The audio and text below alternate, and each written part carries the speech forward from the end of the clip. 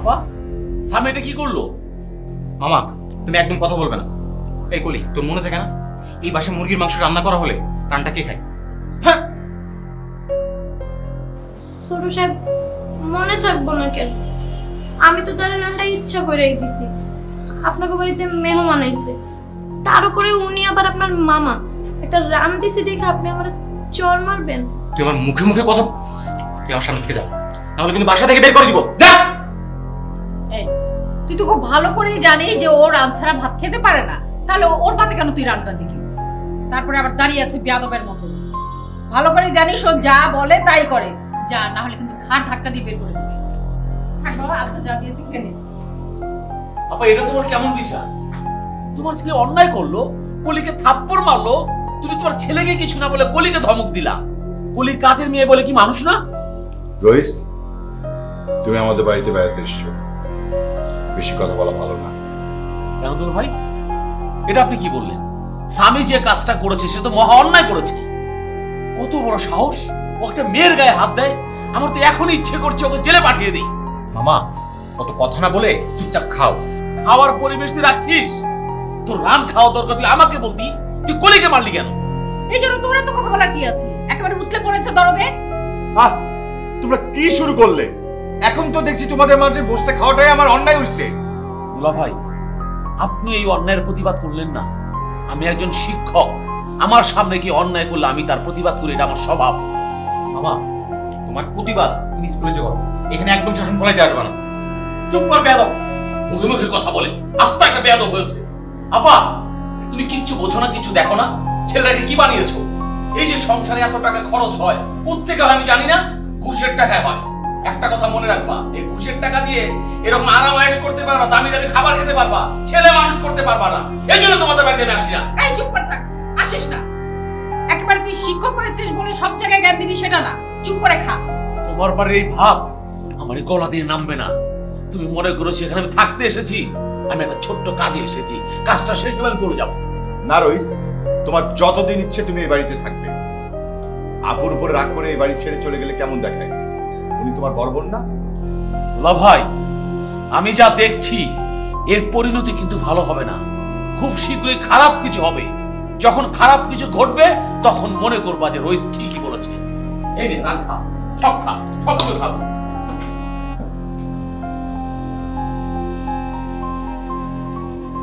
খা, এখন রান মনটা ভরে খা। এই একদিন রান না খেলে কি এমন মহাভারত অশুদ্ধ হতো? খা, চাবাই চাবাই গিলে গিলা খা। যত কথা খা। এত কেন? আর মেয়েটাও জানে যে ও রান ছাড়া ভাত খেতে পারে না।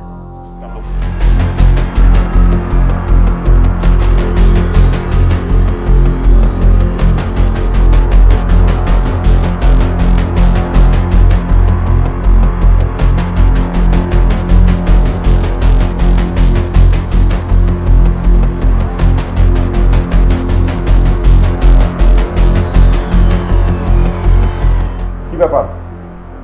আপনি আর কতটা সময় মাথা নিচু করে বসে থাকবেন? এবার মাথাটা উঁচু করে আমার চোখে চোখ রেখে কথা বলুন। সরি স্যার, আমি আপনার চোখে চোখ রেখে কথা বলতে পারবো না। আপনি যা বলার বলেন, আমি শুনছি। আর কতবার বলবো? আপনার কানের পর্দা এত মোটা যে আমার কোনো কথাই আপনার কান দিয়ে ঢুকছে না।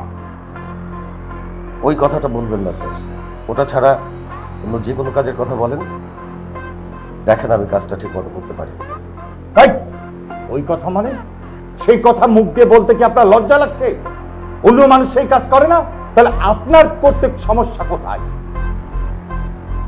আমি স্যার ঘুষ খেতে পারবো না। কি বললেন? পারবেন না?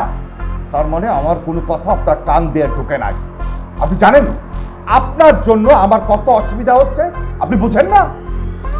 কেন স্যার, আপনার অসুবিধা হবে না? আমি তো আপনার নামে রিপোর্ট করছি না স্যার। আপনি শুধু শুধু আমাকে এর মধ্যে টেনে আনছেন। আমি স্যার এসব কাজ করতে পারবো না। ওকে, আপনি খাবেন না, কিন্তু আপনাকে যে আমি ফাইলটা দিয়েছিলাম সাইন করার জন্য, সেই ফাইলে সাইন করে আপনি ফাইলটা ছাড়ছেন না কেন? আপনি কি পাগল হয়েছেন স্যার? এই ফাইলে সাইন করে আমি কি চাকরি খোয়াবো স্যার? আর তাছাড়া এদের কাগজপত্রে তো কিচ্ছু ঠিক নেই। এই কোম্পানি তো টেন্ডারে পার্টিসিপেট করার যোগ্যতাই রাখে না। কি বললেন? আমি পাগল? আপনি আমাকে পাগল বলছেন? আপনি একবার নিজের দিকে খেয়াল করুন, কতটা বছর ধরে এই অফিসে চাকরি করছেন। কি করতে পারছেন আপনি? কি করতে আপনি পারছেন? আপনার একটা গাড়ি আছে, একটা বাড়ি আছে, রোদে বৃষ্টিতে ভিজে প্রতিদিন আপনি রিকশায় অফিস করেন। আমি তো জানি আপনার মেয়ে পড়াশোনা করে, তারও বেতনও আপনি ঠিকঠাক মতো দিতে পারেন না। আপনার সাথে যারা জয়েন করেছিল তাদের অবস্থা দেখুন, আরে আমার অবস্থাই দেখুন না। আমার কিন্তু ঢাকা শহরে গাড়ি আছে, বাড়ি আছে, আপনার তো কিছুই নেই। শুনুন বজলুল সাহেব, আমি অত কথা শুনবো না। 10 লাখ টাকা আছে, গুনে নিন। যান, আজকে একটা ফ্ল্যাট বুকিং দেন, তারপরে কাগজপত্র বুঝে নিয়ে মিষ্টি নিয়ে আমার বাসায় চলে আসুন। আমি স্যার জীবনে কোনোদিন 1 পয়সা ঘুষ খাই নাই, কোনো মানুষের প্রতি অন্যায় করি নাই। তবে আপনাকে স্যার অনেক ধন্যবাদ, আপনি আমার পরিবারের খবর রাখেন। আমি যে কয় টাকা বেতন পাই সেটা দিয়ে সৎভাবে জীবনযাপন করার একটা আনন্দ আমি খুঁজে পাই। সেই আনন্দ স্যার আপনি পান নাই, পাবেনও না। আমি আসি স্যার। তার মানে আপনি টাকাটা নিচ্ছেন না? না স্যার।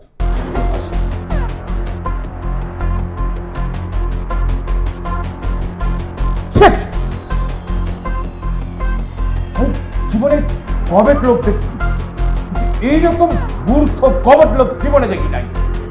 আরে টাকা দেখলে তো কাঠের পুতুলও হ্যাঁ করে, আর ওনার টাকা দেখলে তা শুকিয়ে যায়। ফালতু একটা লোক।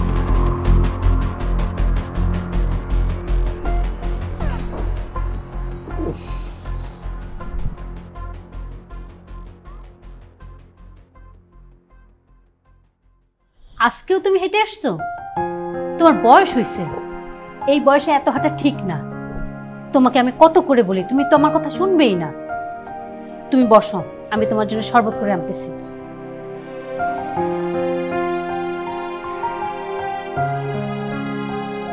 বাবা, তোর শরীরটা খারাপ? না রে মা, কিছু হয় নাই। আচ্ছা, তোর পরীক্ষার ফর্ম ফিল আপের লাস্ট ডেট যেন কবে? দেখছো বাবা, তুমি আবার ভুলে গেছো। তোমাকে কতবার করে বললাম কালকেই লাস্ট ডেট, আর যদি কালকে না দিতে পারি তাহলে পরীক্ষার দেওয়াটা হবে না।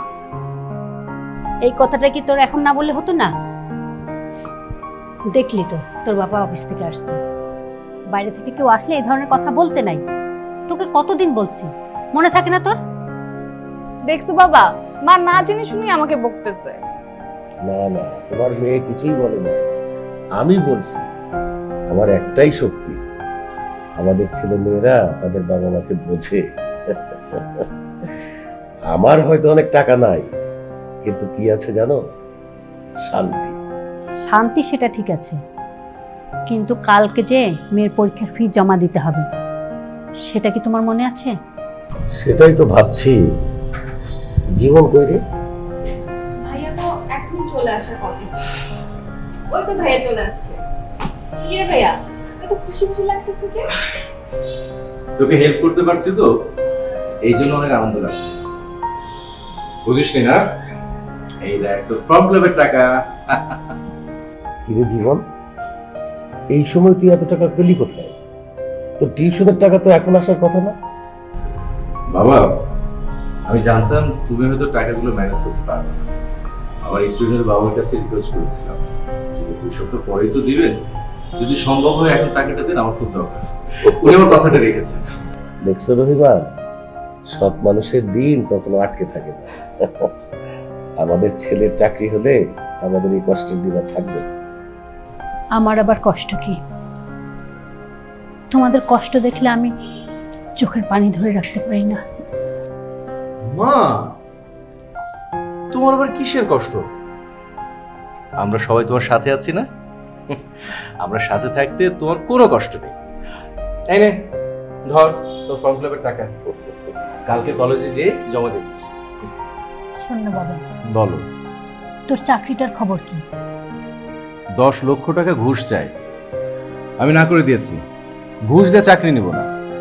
খুব ভালো করেছিস বাবা, আমার জীবনে আমি 1 পয়সাও ঘুষ খাই নাই, তুইও খাবি না। তাহলে কি টাকার জন্য আমার ছেলেটা চাকরি হবে না? অবশ্যই হবে, তবে ঘুষ দিয়ে না। সেজন্য ধৈর্য ধরতে হবে আর কঠোর পরিশ্রম করতে হবে। বাবা, তুমি একদম ঠিক কথা বলেছো। মা, আমরা অনেক লাকি। আমার বাবার মতো অনেস্ট বাবা কয়জনের ভাগ্যে জুটে। বাবা, তোমাকে নিয়ে আমরা গর্ব করি। কি সুন্দর বানিয়েছে। এই দেখুন না, আমাকে ভালো লাগছে না? নিশ্চয়ই ম্যাডাম, আপনাকে অনেক সুন্দর লাগছে, থ্যাংক ইউ। কিন্তু আমাকে আর অপেক্ষা করাবেন না। আপনার কাছে টাকা নেই, আমাকে আসতে বললেন কেন ম্যাডাম? এই নেকলেসটার জন্য কত মানুষ মুখিয়ে আছে সেটা সম্পর্কে আপনার কোনো ধারণা আছে? সরি, আসলে কখনো না এরকম হয় না। আজকে যে কি প্রবলেম হলো, এতক্ষণে আমার অ্যাকাউন্টের টাকা চলে আসার কথা। আজকে মিজান আসুক, বোঝাবো মজা যে ডালিয়া কি জিনিস। ম্যাডাম, মিজানকে? আরে মিজান আমার হাজবেন্ড। আসলে কি এতক্ষণ তো লেট হওয়ার কথা না, চলে আসার কথা, এখনো যে কেন আসছে না বুঝতেই তো পারছেন। এই নেকলেসটা যদি হাতছাড়া হয়ে যায়, আপনার কোনো ধারণা আছে লেডিস ক্লাবে আমার মান সম্মান সব ধূলিসাৎ হয়ে যাবে। এখনো যে কেন আসছে না, আজকে আসুক, বোঝাবো যে ডালিয়া কি জিনিস। সুন্দর লাগছে, আমি পার্টিতে পরবো এটা। হ্যাঁ ম্যাডাম, এই জন্য স্পেশালি এটা আপনার জন্য পছন্দ করে নিয়ে আসলাম। Thank you. ডালিয়া, কিন্তু এখন এই এতক্ষণে তোমার আসার সময় হলো, আর আমি একটা জিনিস বুঝতে পারলাম না, আমার অ্যাকাউন্টে এখনো 5 লাখ টাকা ঢোকেনি কেন? কারণটা কি? হ্যাঁ, ডালিয়া, ফুল ফুল বাইরে মানুষের সামনে তুমি উল্টাপাল্টা কথা বলছো। So what? নেকলেস তো কালকেও কিনতে পারতেই। কি বলছো মিজান? তোমার কি মাথা কথা ঠিক আছে? তুমি খুব ভালো করেই জানো বাজারে যে জিনিসটা আগে আসে সেটা আমার চাই। তুমি কি বুঝতে পারছো না? যদি এইটা আমি না নিই তাহলে কি হবে, যে তোমার কলিগ কে জানা আছে শফিক না রফিক, ওনার ওয়াইফ নিয়ে যাবে, আমার প্রেস্টিজ থাকবে? সহ্য, একটা নেকলেসের জন্য তুমি রীতিমতো আমার সাথে ঝগড়া করছো। একেবারে ছোট লোকের মতো করবে না। টাকা দাও। টাকা কখন লাগবে? এক্ষুনি লাগবে, বুঝতে পারছো না? ওইটা আমার হাতে, ছেলেটা দাঁড়িয়ে আছে। ড্যাড, আমাকে টাকা তুমি পরে দিও, আমার টাকা লাগবে। সরি ম্যাডাম, আমাকে হয় টাকা দিয়ে দেন, আর না হলে আমার নেকলেস ফেরত দিয়ে দেন, আমি চলে যাই। আর নেকলেসের জন্য পরবর্তীতে আমাকে ফোন করে বিরক্ত করবেন না। না না, আপনাকে নেকলেস নিয়ে যেতে হবে না, আমি এক্ষুনি আপনাকে টাকা দিচ্ছি। স্বামী প্লিজ বাবা, এই নেকলেসটা তোর মায়ের পছন্দ হয়েছে, তোর মা আগে নি, তোকে আমি টাকার ব্যবস্থা করে দিচ্ছি, তুই একটু পরে নি টাকাটা। মম, তুমি একদম বেশি কথা বলবা না। এমনি রাত থেকে আমার মাথাটা ঝিমঝিম করছে, আর এদিকে পুলিশের জন্য কোথাও বসে কিছু খাবো তা শান্তি নাই। বাবা, আমার মাথাটা প্রচন্ড খারাপ হয়ে আছে, টাকা লাগবে, টাকা দাও, 5 লাখ টাকা দাও। তোমাদের দুজনের কথা শুনে মনে হচ্ছে আমি হচ্ছি একটা টাকার মেশিন। মেশিনের মধ্যে টিপ দিবা, টাকা বের হবে, সেই টাকা আমি তোমাদের দুজনকে দিব। এই তুমি ছোট লোকের মতো কথা বলছো কেন? ছেলে তো মাত্র 5 লাখ টাকাই চেয়েছে, এর বেশি তো আর চাইনি। এর বেশি চাইলেও তোমার দিতে বাধ্য হতো। শোনো, আমি 5 লাখ টাকা দিতে পারবো না, আমার কাছে 3 লাখ টাকা আছে। ধরো, এখন তোমরা দুজনে এই 3 লাখ টাকা দিয়ে কি করবে করো, আমি এসবের মাঝে নাই। ঠিক আছে, আমার 3 লাখ টাকাই চলবে। Love you dad. এই যে আপনাকে ওয়েট করালাম, সরি। একটু ম্যাডাম, আমি তাহলে আসি ম্যাডাম। জি, আর নতুন নতুন যখনই কালেকশন আসবে আমাকে কিন্তু ফোন দিবেন। অবশ্যই। জি, থ্যাংক ইউ। এই দেখ দেখ তোর মাকে কি সুন্দর মানাবে, দেখ কি সুন্দর, ভালো লাগছে না? তো জন্মদিনে পড়বো এটা, মানিয়েছে ওটা। ওকে, কি ফুল টাকা তো আমাকে দিলে না, যে টাকা বাকি আছে এটা বিক্রি করে আমি টাকা নেবো। টাকা তো তুমি আমাকে দিলে না, এটা এবার তুমি ঠেকাও আমাকে। অসম্ভব, তুমি পাগল হয়ে যাচ্ছিস, আমার জীবন থেকে আমি এই টাইম নেকলেস দিব না। বুঝতেছো না আমার টাকা লাগবে? অসম্ভব। আরে তুমি বুঝতেছো না আমার টাকা লাগবে? ছাড়ো তো। টাকা দে, বাচ্চা সমান। আমার নেকলেসটা দে বাবা, মান সম্মান সব চলে যাবে এটা যদি আমি না করতে পারি। আমি তোকে 1 লাখ টাকা দিচ্ছি। দুই কাপ চা পায়ে নিয়ে আয়। জি স্যার। আঙ্কেল, আপনি ওকে মারলেন কেন? এই দাঁড়িয়ে আছিস কেন? যা।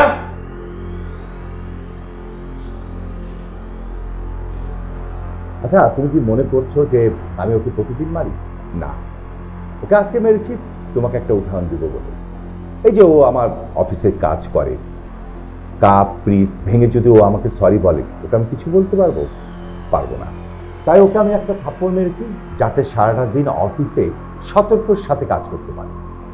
তাই বলে আপনি ওকে মারবেন? সে অসহায়, এই জন্য তো সুযোগ নিলেন। তোমার অল্প বয়স তো, আমার মতো বয়স হোক, সব বুঝতে পারবে। বাবা, বাবার কাছে কেন এসেছো? আঙ্কেল, আমার একটা চাকরি নিয়ে একটু জটিলতা হচ্ছে, সেটা নিয়ে বাবার সাথে কথা বলার জন্য এলাম। হবে না। চাকরি চাকরি তোমার হবে না। কেন অঙ্কিত? এই যে এটা ছাড়া কি কখনো চাকরি হয়? আমার বাবা কখনো ঘুষ দিয়ে চাকরি নিতে দিবে না, আর তাছাড়া আমিও চাই না যে ঘুষ দিয়ে আমি চাকরি করি। জীবন, এটা একটা বোকা ছেলে। বাবার দিকে তাকিয়ে দেখো, সারাটা জীবন উনি কত কষ্ট করছেন। তুমি কি চাও বাবা মতো সারাটা জীবন কষ্ট করতে? শোনো, টেনশন করো না, তোমার কিন্তু এই আঙ্কেল আছে। হ্যাঁ, আমি থাকলে তোমার কোনো সমস্যা হবে না। হ্যাঁ, আমি ম্যানেজ করছি। টাকা দরকার তো, এই নাও, এই 5 লাখ টাকা। ধরো ধরো ধরো, নাও। আরে আজকে দ্বিধা করছো কেন? না না না না, ধরো, নাও। আরে মানে চাকরি কনফার্ম করো টাকা দিয়ে। আরে টাকা লাগবে, তাছাড়া তো তোমার চাকরি হবে না। না না না, ধরো ধরো। হ্যাঁ হ্যাঁ, ধরো। কিরে জীবন, তুই আমার বসের জন্য কি করছিস? বাবা, আরে আপনি এত উত্তেজিত কেন হচ্ছেন? বসুন না। স্যার আমাকে বলতে দে, তোর হাতে এগুলো কি? বাবা আমি আমি বলছি, মানে আমি তোর সাথে দেখা করার জন্য যাচ্ছিলাম, তার আগে আঙ্কেলের সাথে দেখা হলো। উনি ওনার রুমে ডেকে নিয়ে এলেন, আমার সাথে অনেকক্ষণ গল্প করলেন। আমার চাকরি হচ্ছে না সব কিছু জেনে নানান কথা বলে এই টাকাগুলো আমার হাতে ধরিয়ে দিলেন। ও তাহলে এই কথা। স্যার, আপনি আমাকে আপনার দলের বেড়াতে না পেরে আমার পরিবারের উপরে হাত দিয়েছেন। আমার ছেলে জীবনে কোনোদিন এই টাকা ছোবেও না, শুধু শুধু চেষ্টা করে লাভ নেই। কথা শুনে মনে হচ্ছে নীতি বাক্যের মাস্টার। আপনার ছেলেকে আমি টাকা কেন দিতে যাব? আঙ্কেল, আপনি কি বলছেন? আপনি আমাকে টাকা দিতে চাননি? স্যার, সব জায়গায় বৃথা চেষ্টা করবেন। আমার ছেলেকে আমি চিনি, অসৎ পথে যাবে সেই শিক্ষা আমি তাকে দেই না। আসলে তোমার ছেলেটার ভালো চাওয়াটাই আমার বলেছে। আমি যে কেন বারবার মানুষের ভালো চাই আমি বুঝতে পারি না, আমার মাথায় আসে না। জীবন, তুই একটু বাইরে যা, আমি স্যারের সাথে একটু কথা বলে আসছি।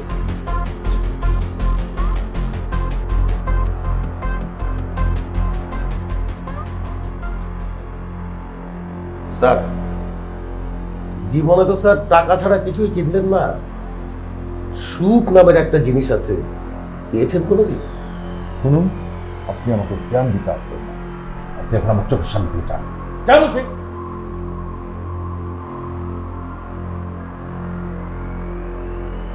না, এই লোকটাকে হাত না করতে পারলে তো আমি মহা সমস্যায় পড়ে যাব। সামনে আবার দেশে বাইরে যেতে হবে, 20 লাখ টাকা দরকার।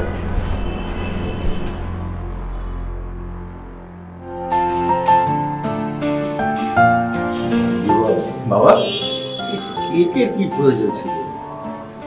এই বয়সে আবার পার্টি করার কোনো দরকার আছে? বাবা, তোমারে দেখিনি কোনোদিন নিজের জন্য কিছু করেছো।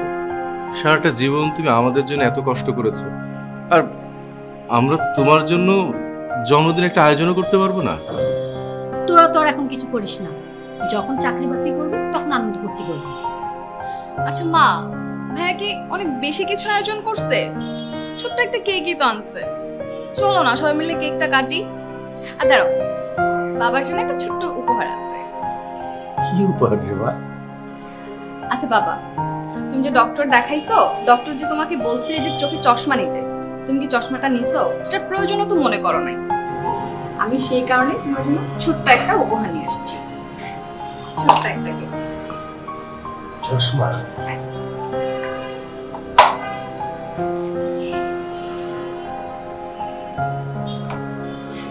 বাহ, আমি এখন সব পরিষ্কার দেখতে পাচ্ছি, কোনো কিছুই খোলা লাগছে না। পরিষ্কার দেখতে পাচ্ছ মানে বাবা? তুমি এতদিন আমাদের ঘোলা দেখতে, আর এই কথাটা তুমি আমাদের বলনি। আমি জানি রে বাবা, কিন্তু কিছু বলতে পারি না। ও মাই গড, আমি যদি জানতাম যে চশমা দেওয়ার কারণে তোমরা ইমোশনাল হয়ে যাবা, তাহলে কিন্তু আমি এখন এই উপহারটা দিতাম না।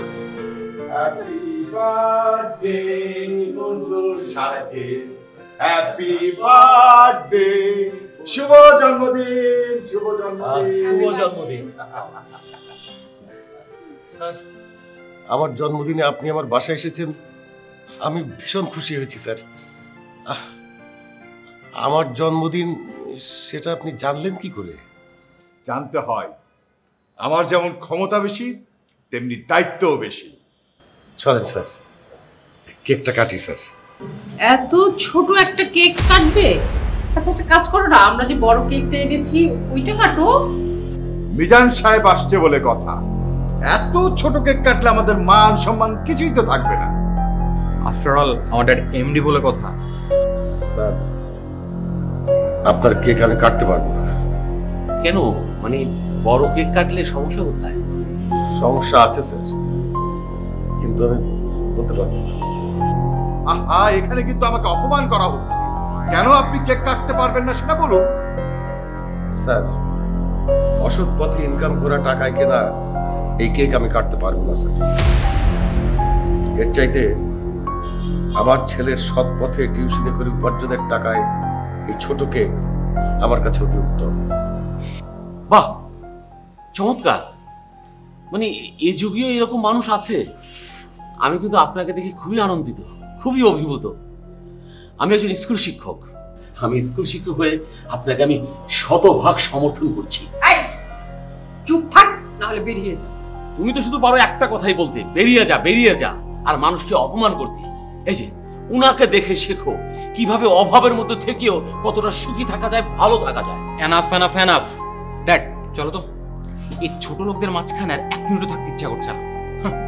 এই বাসায় এসি আছে বলে তো আমার মনে হয় না।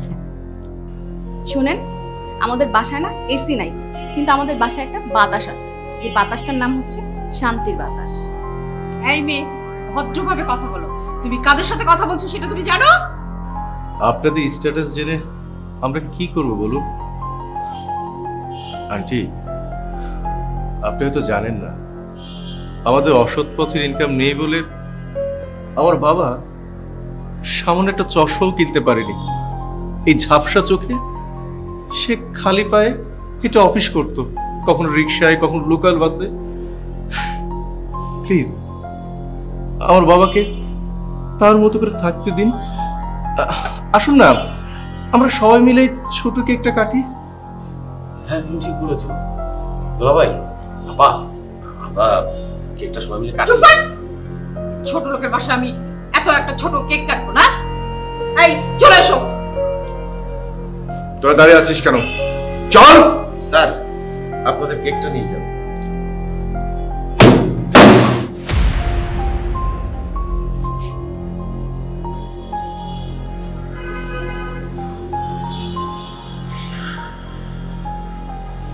আচ্ছা বাবা, বাদ দাও তো, চলো আমরা কেকটা কাটি। চল চল।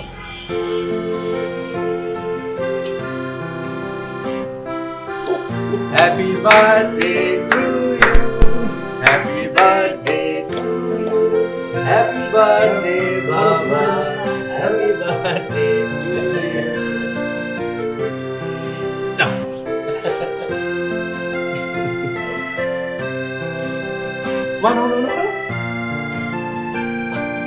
আমি তো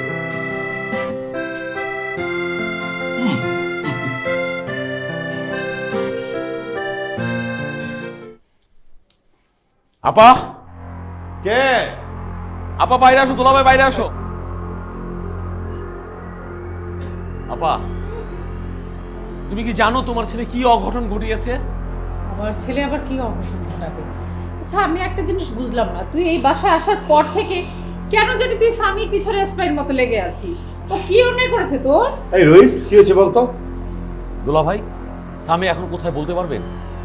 আশ্চর্য, ও রুমে ঘুমাচ্ছে। কি হয়েছে রইস বলো তো? স্বামী এখনো বাড়িতে ফেরে নাই, ঘরে কেউ নাই। কি বলো? এই ডালিয়া, তুমি না বললে ছেলে রুমে ঘুমাচ্ছে? রইস কি বলছে সব? মানে ওই তুমি তো চিন্তা করবে তাই আর কি বলিনি। আরে এটা নিয়ে এত কথা বলার কি আছে? বুঝলাম না, ছেলে বড় হয়েছে, রাত বিরাতে বাইরে যেতেই পারে, সমস্যা কি তাতে? আপা, তোমার জন্য তোমার ছেলে আজকে বাজে রাস্তায় যেতে চলেছে। দেখো দেখো ওর ঘরে, দেখো না ওর ঘরে কি পাওয়া গেছে, দেখো এগুলো কি। দেখি, মনে হয় ব্যথার ওষুধ। দেখেছো আমার ছেলেটা কত অসুস্থ আর আমাকে কিছুই বলেনি। চুপ করো, এটা ব্যথার ওষুধ না, এটা হচ্ছে ইয়াবা। এটা তোমার ছেলে সেবন করে। আমার কথা কানে যাচ্ছে তোমার? অসভ্য, আমার ছেলে যাতা কাজ করতে পারে না। তুমি বললে তো হবে না, তোমার জন্য স্বামী নষ্ট হচ্ছে, এই কথাটা আমি আবার বলছি। এখনো সময় আছে, ওকে ফেরাও, নইলে এমন দুর্দশায় পড়বে তখন কিন্তু ফেরার কোনো পথ থাকবে না। আমার ছেলেকে নিয়ে তোর এত চিন্তা করতে হবে না। আমি একটা জিনিস খেয়াল করছি যে তুই এই বাসায় আসার পর থেকে স্বামীকে কিভাবে আমার চোখে খারাপ বানাবি সেটা নিয়ে তুই পায়তারা করছিস। কেন ভাই, ও তোর কি অন্যায় করেছে? তুমি আমার আপন বোন হয়ে আমাকে যে কথাটা বললা, আমার খুব কষ্ট লাগছে। আরে স্বামীকে, স্বামীর তো আমি আপন মামা। আমি একটা কথা বলছি, তোমাদের বিলাসিতার জন্য আজকের বলি হচ্ছে স্বামী। রইস, আমি তো অফিসে থাকি, তুমি তোমার ছেলেকে দেখে রাখবে না? দোলা ভাই, পিতা হিসাবে আপনি যেরকম দায়িত্ব পালন করেন নাই, ঠিক তেমনি আপাও সেই দায়িত্ব পালন করছে না। আজকে স্বামী ইয়াবা ধরেছে, কালকে হিরোইন ধরবে। এমন একটা সময় আসবে আপনার চাকরি থাকবে না, কারি কারি ঘুষের টাকা তার হাতে তুলে দিতে পারবেন না, তার বিলাসিতার জন্য আপনি টাকা সাপ্লাই দিতে পারবেন না। তখন সে কি করবে? তখন সে আপনাদের উপরে চড়াও হবে। তোমাদের সোনার ছেলে তোমাদেরকে ঘাড় ধাক্কা দিয়ে বাড়ি থেকে বের করে দেবে। আমি সব বুঝতে পারছি, কিন্তু রইস আমি এখন কি করব? কি করবে মানে? তুমি যেভাবে কথা বলছো মনে হচ্ছে একেবারে একজন স্কুল টিচার, ইমোশনাল হয়ে যাচ্ছ। আরে ও আমার আপন ভাই হতে পারে, কিন্তু তুমি দেখছো না ও তো আমার ভালো চাচ্ছে না। হ্যাঁ, তোর হাত জোর করে আমি মাপ চাই, তুই আর ওকে নিয়ে কোনো টেনশন করিস না ভাই। আমার ছেলে যদি আমাদের ঘাট ধাক্কা দিয়ে বের করে দেয় তাহলে অন্তত তোর বাসায় আমরা যেয়ে উঠবো না। তুই আমার চোখের সামনে থেকে যা, রাত দুপুরবেলা আর ঘ্যান ঘ্যান করিস না প্লিজ। তুমি যেভাবে কথা বলছো না, মনে হচ্ছে ও তোমার আপন ভাই না, সৎ ভাই। অবশ্যই ও আমার আপন ভাই, কিন্তু একটা জিনিস তুমি খেয়াল করছো না, ওর স্ট্যাটাস আর আমার স্ট্যাটাস এক না। আশ্চর্য, তুই ভাইয়ের সাথে স্ট্যাটাসের তুলনা করছো? তোমার উচিত হয়নি ভাইয়ের মনে কষ্ট দেয়া। তো আমি কি করব? তোমার যদি এত দরদ লেগে থাকে তাহলে যাও না, ওর পায়ে ধরে মাপ চেয়ে নাও। যত সব ফালতু।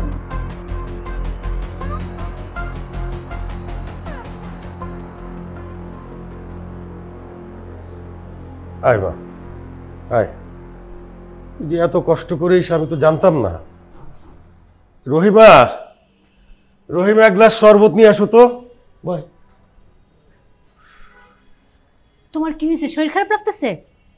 বুঝছি, গলাটা শুকায় গেছে। হাইটে আসলে তো গলা শুকাবেই। বসো, আমি শরবত নিয়ে আসছি। তুমি বসো তো, বসো। রহিমা, তুমি শুধু আমাকে নিয়েই ভাবো, আমাদের দুই ছেলে মেয়েকে নিয়ে তো একবারও ভাবো না। কেন, ওদের কি হয়েছে? আমি যখন দেখি আমার মেয়েটা টিউশনি শেষ করে পায়ে হেঁটে হেঁটে বাড়ি ফিরছে, আমার বুকটা ফেটে যায়। রহিমা, আমি কেমন বাবা? আমার মেয়ের যদি একটা স্কুটি থাকতো, ওর আর পায়ে হাঁটার দরকার হতো না। বাবা, তুমি শুধু শুধু আমাকে নিয়ে চিন্তা করছো, আর আমি সারা জীবন টিউশনি করব? আর এই কষ্ট আমাদের সবসময় থাকবে না। ভাইয়া যখন চাকরিটা পেয়ে যাবে তখন দেখবো আমাদের সব সমস্যার সমাধান হয়ে গেছে। চাকরি কি করে হবে? টাকা ছাড়া তো আর আজকাল চাকরি হয় না। রহিমা, এটা তোমার ভুল ধারণা। আমাদের ছেলে যদি ব্রিলিয়ান্ট হয়ে থাকে, ও নিশ্চয়ই ভালো চাকরি পাবে। এটা নিয়ে তুমি টেনশন করো না। বাবা, আমিও চাকরি করব, আর সেই টাকা দিয়ে আমি তোমাকে একটা ব্যাসপা কিনে দিব। তুমি আর মা দুইজনে মিলে পুরো ঢাকা শহর ঘুরবে। চাও না, তুই এটাকে একটু শরবত বানিয়ে দাও না। যাচ্ছি।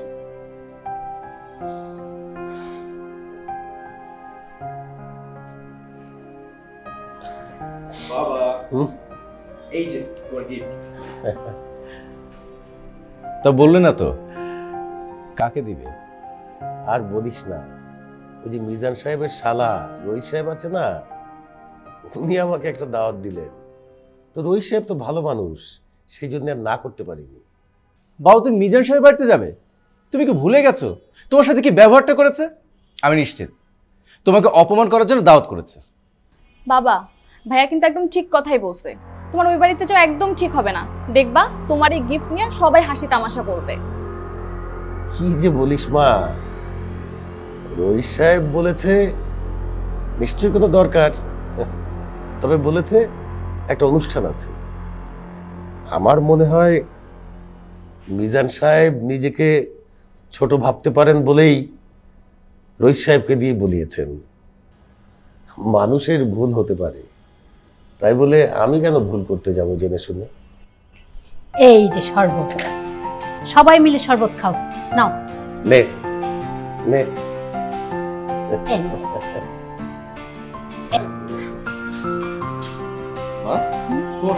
আরে তোরা খা। আমার থেকে অর্ধেক দিয়ে দিও, চিন্তা করিস না।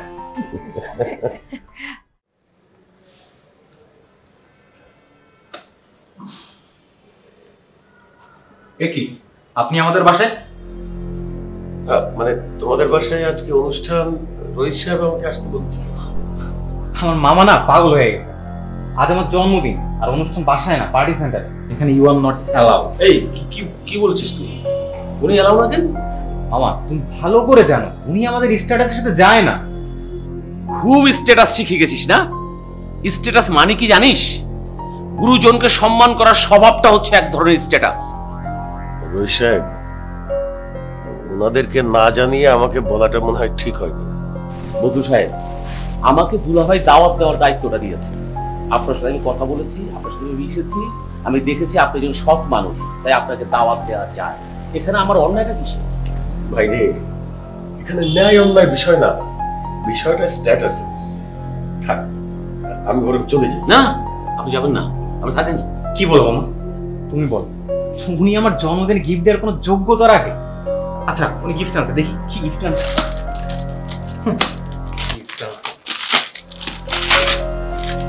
দেখো সস্তা একটা ঘড়ি নিয়ে আসছে আমার জন্মদিনে গিফট নিয়ে, তার দাওয়াত কে দেবো?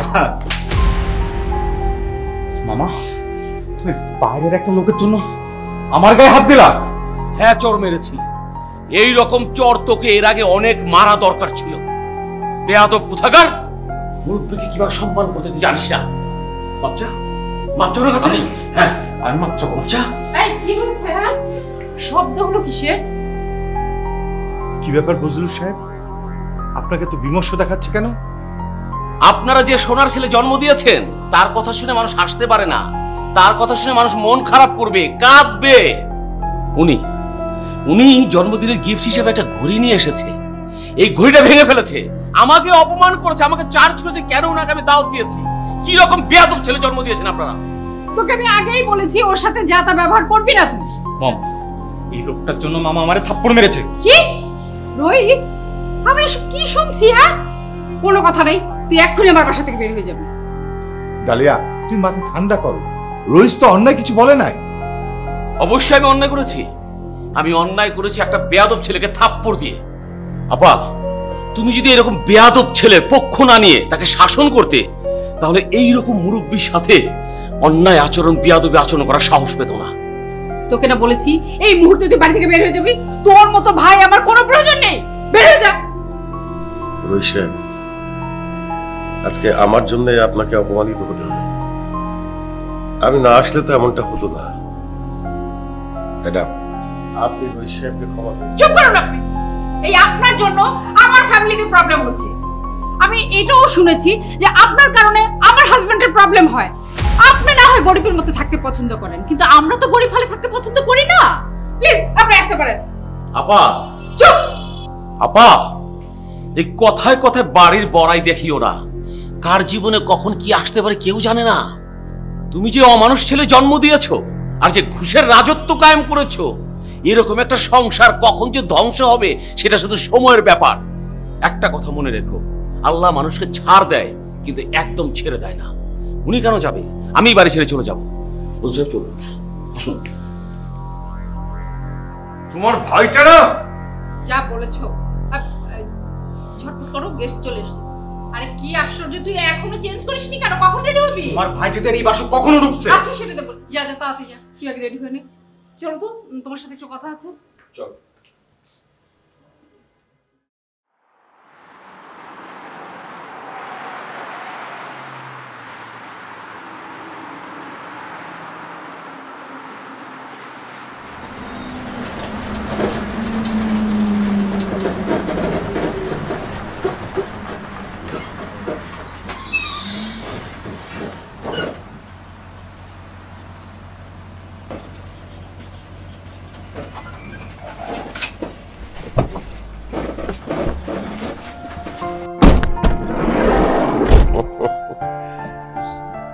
বাবা, হ্যাঁ তোমার না স্বপ্ন ছিল তোমার ছেলে একদিন বৃদ্ধাশ্রম দিবে? এই হচ্ছে তোমার স্বপ্নের বৃদ্ধাশ্রম। দেখলে রহিমা, আমি বলেছিলাম সৎভাবে জীবনযাপন করলে চাকরিও মেলে, টাকাও হয়, তবে অঢেল টাকা হয় না। আমার ছেলে আমার স্বপ্ন পূরণ করেছে। আমারও না আজকে খুব খুশি লাগছে। ভাইয়া তোমরা কি এখানে কথাই বলবা? চলো একটু ভিতরটা ঘুরে দেখে আসি। হ্যাঁ, তোরা যা, আমি একটু বিল্ডিংটার দিকে যাই। হ্যাঁ, তুই এদিকে মা, সামনে এদিকে চল।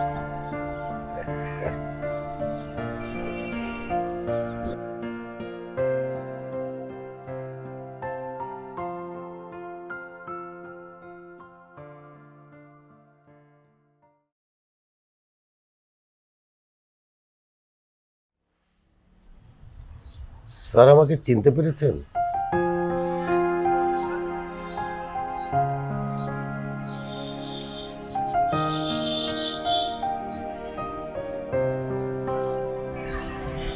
কেন চিনতে পারবো না?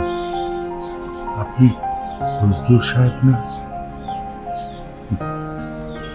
সারা জীবন সৎ পথে থেকে আপনার জায়গাও আমার মতো এই বৃদ্ধাশ্রমই হলো। আপনি যা ভাবছেন তা ভুল স্যার। এই বৃদ্ধাশ্রম আমার ছেলে জীবন দিয়েছে। আমার খুব স্বপ্ন ছিল শেষ বয়সে একটা বৃদ্ধাশ্রম দেব। আমার ছেলে আমার স্বপ্ন পূরণ করেছে। কি বললেন? আপনার ছেলের জীবন? যে আমার অফিসে গিয়েছিল, আমি তাকে টাকা দিতে চেয়েছিলাম, সেই বৃদ্ধাশ্রম দিয়েছে? জি স্যার, সৎ পথে থেকে যা উপার্জন করেছে তাই দিয়ে বৃদ্ধাশ্রম বানিয়েছে। সবই তো শুনলেন স্যার, সবই জানলেন। আপনি কেন এই বৃদ্ধাশ্রমে? আরে ঠিকানাই বা পেলেন কি করে? ভাইরে, সব হচ্ছে অসৎ পথে, ঘুষের পথে চলার ফল। জীবনে আমি কোনোদিন টাকাকে টাকা মনে করি নাই। বিশ্বাস করুন ভাই, আমি কোনোদিন অসৎ হতে চাই নাই, কিন্তু আমার স্ত্রীর এত ডিমান্ড ছিল, অতিরিক্ত আদরের কারণে আমার ছেলেটা নষ্ট হয়ে যায়। তাই বাধ্য হয়ে আমি ঘুষ খেতে শুরু করি। সত্যি বলতে একটা সময় মনে হতো ঘুষ না খেলে আমার ভালো লাগতো না। জীবনে এত টাকা নাড়াচাড়া করেছি, এই অসৎ পথটাকেই আমার সঠিক পথ বলে মনে হতো। আপনাকে আমি সৎ থাকার কারণে অনেক তিরস্কার করেছি, কিন্তু আজকে আপনি কোথায় আর আমি কোথায়? আপনার ছেলে বৃদ্ধাশ্রম দিয়ে অসহায় বাবা মাকে স্থান দিয়েছে, আর আমার ছেলেটা আমাদেরকে বাড়ির থেকে বের করে দিয়েছে। আবেগের বশবর্তী হয়ে আমরা আমাদের ছেলেটাকে আমাদের বাড়িটা লিখে দিয়েছিলাম। তারপরে একদিন আমার ছেলে আর আমার বউ আমাকে, আমার স্ত্রীকে বাড়ির থেকে বের করে দেয়। নেশার করার কারণে সেও বাড়িটা ধরে রাখতে পারে নাই, বাড়িটা বিক্রি করে দিছে। তারপর থেকে আমরা আমাদের আত্মীয়র বাড়ির থেকে থেকেছি, কে কয়দিন আগে বলুন, শেষ ঠিকানা হয় আমাদের রাস্তায়। অতিরিক্ত চাপ সে নিতে পারে নাই। হঠাৎ করে আমার স্ত্রী অসুস্থ হয়ে পড়ে, আমার স্ত্রী বুঝতে পারে তার অতিরিক্ত অহংকারের জন্য আজ আমাদের এই পরিস্থিতি। আমরা দুজনে আপনার বাসায় গিয়েছিলাম ক্ষমা চাওয়ার জন্য, কিন্তু আপনাদেরকে বাসায় পাইনি। কোথায় জানি বাসা চেঞ্জ করে চলে গেছেন। আমার স্ত্রী চিকিৎসা আমি করাতে পারি নাই। আমি যখন আমার স্ত্রীর চিকিৎসা করানোর জন্য টাকার জন্য পথে পথে ঘুরছি, ঠিক সেই মুহূর্তে আমার স্ত্রী মারা যায়। তারপরে আমার ছেলের বন্ধু সবকিছু শুনে এই বৃদ্ধাশ্রমে আমাকে রেখে যায়। ভাই, আপনি আমাকে ক্ষমা করে দেন ভাই। আমার স্ত্রী, আমার ছেলে, সবাইকে ক্ষমা করে দেন ভাই। আমি বুঝতে পারিনি কোনটা সৎ আর কোনটা অসৎ। ভাইজান, আপনি আমাকে মাফ করে দেন। আমার স্ত্রী, আমার সন্তানকে মাফ করে দেন। কোনটা সৎ আর কোনটা অসৎ এর পার্থক্যটা আমি বুঝতে পারি নাই ভাইজান, আপনি আমাকে মাফ করে দেন। আপনি আজও আমার স্যার। আপনি নিজের বাড়ি মনে করে এখানে থাকবেন স্যার।